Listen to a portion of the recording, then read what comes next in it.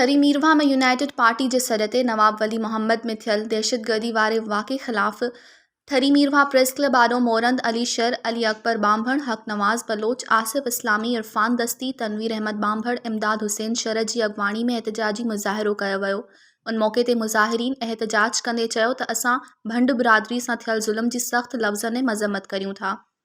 सिंध सरकार में वेठल माण्हू पूरी सिंध में दहशतगर्दी फैलाए रहा आहिनि। वॾे वज़ीर मुराद अली शाह समेत IG सिंध मामले ते ख़ामोश तमाशाई बणियल आहिनि। सिंध हुकूमत भंड बिरादरी सां इंसाफ़ कॾहिं बि न कंदी, छो जो सिंध हुकूमत सॼी ज़रदारी लीग आहे।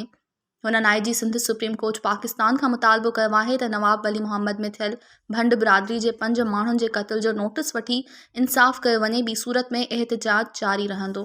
मज़ीद खबरों और तफसीलात के लिए विजिट करें हमारी वेबसाइट www.awamiNewsHD.com।